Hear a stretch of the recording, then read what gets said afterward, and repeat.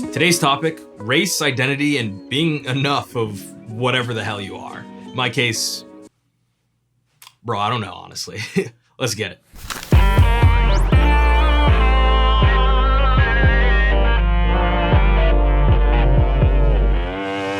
So on the For the Love of Nerd Instagram, I got a comment from a very lovely gentleman, I'm sure he's great, that went as follows. Ninja, do you really talk like that? Thank you for acknowledging my heritage and calling me Ninja. All jokes aside, do you really sound like that? He follows up. If you're gonna respond to my comment by saying you talk like this because you're educated, I'm a brother of color who spent over 8 years in school studying, and this is after high school. I don't sound like that. You definitely have been hanging around one group of people that I'm not gonna mention by name way too long, you know what I'm saying? A little tongue-in-cheek there, bud. I responded by saying, yeah, I've been hanging out with a lot of people who do podcasts. This is my video voice. Now, that's an absolute lie. I don't have a video voice. I actually have an AI program that does all of the voice work for me, because my real voice, you don't want to hear that shit, you know what I'm saying? Now, we're going to address this person's comment in particular, but I want to give you guys some insight and some background on me as to why receiving these kinds of comments doesn't really surprise me anymore. And really, this didn't start for me until after elementary school, which is interesting, right? Because I grew up in suburbs that were predominantly white up until middle school. I was one of like 3 black families in the different neighborhoods that I lived in. At that point, I think you're young enough, your peers are young enough that they haven't absorbed all of these like different things from, you know, media, stereotypes, biases, right? Where like they're able to kind of point out like, oh, black people are supposed to sound like this, white people sound like that, Asians do this, Mexicans do that, whatever, right? The first time I ever got a comment like this, I remember I wasn't sure if it was a compliment or an insult. One of my friends in like the 7th grade was just like, yo, Jamal, you're the whitest sounding black dude I know. I kind of scoff and laugh just thinking about it now because, you know, I'm 24. That happened when I was like 12, 13, however old you are in like the 7th grade.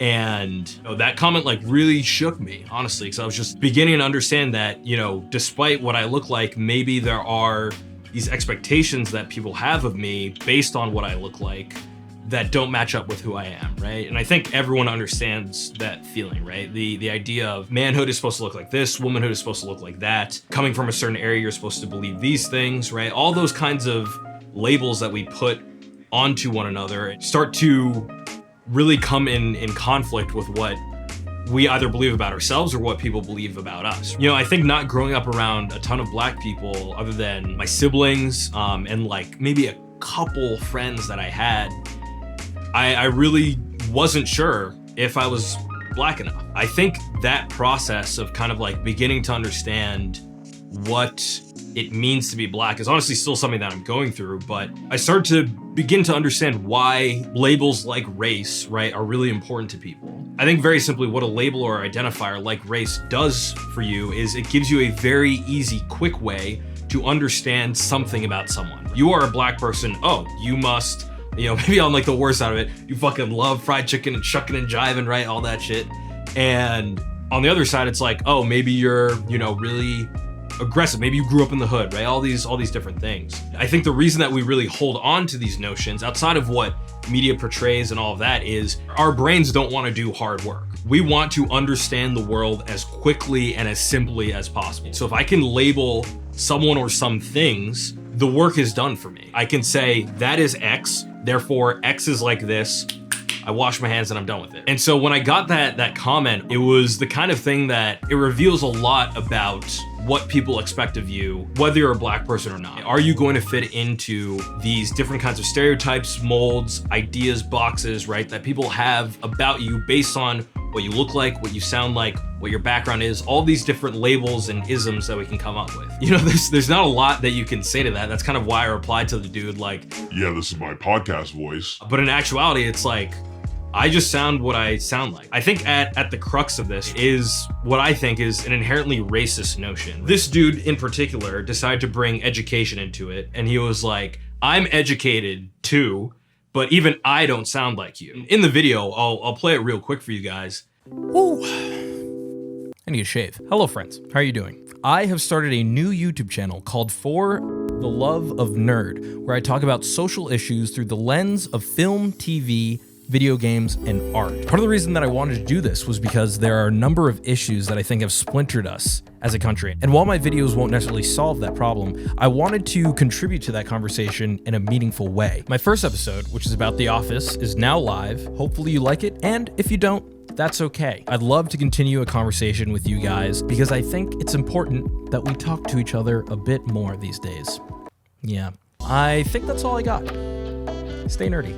I never bring up my education, right? And so I think what happened for this person is they saw almost a reflection of themselves, right? Another person of color, another black man who either confirms or denies some aspects of what they believe about their own identity. I look at you and I say, you are black, therefore you must be this, but he hears me and he doesn't hear what he expects. That's something that happens to all of us, right? Like we confront these versions of ourselves that make us have to question who we are and make us uncomfortable to some degree. I'm not blaming the dude, I'm not ragging on him for what he said or anything like that, but to me it was almost like frightened by the idea that there is something that looks like him or shares the same identity as him that is not like him. There are permutations and differences within this single category because this category is supposed to be just this one thing. But that certainly isn't to say that sounding a certain way is equivalent to sounding white.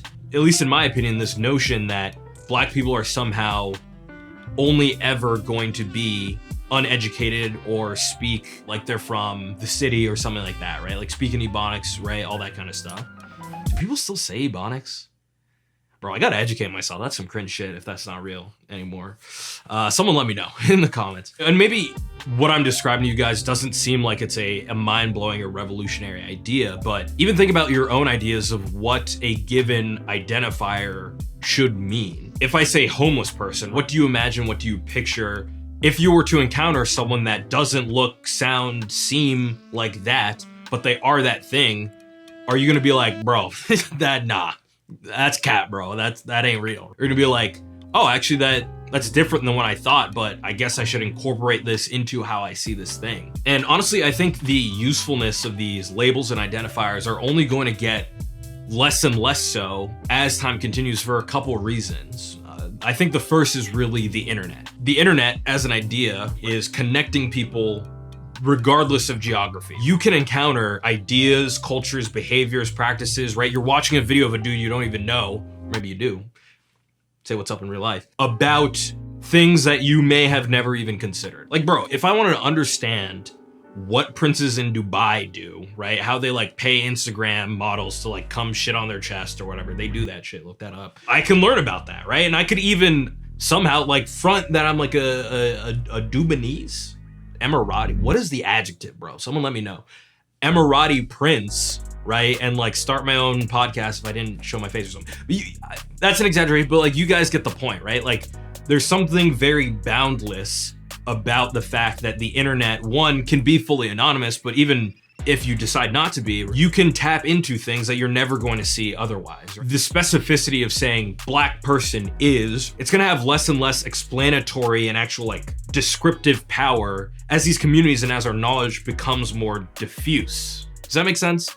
If it doesn't, bro, just someone hit me up in the comments. I don't know. Maybe I'm just off my rocker at this point. And I think similar to that, right? Especially in the American context, people move around a lot. And, you know, it's different depending on your demographic in terms of socioeconomics. If you're poor, you don't move around as much because it's, you know, just financially harder.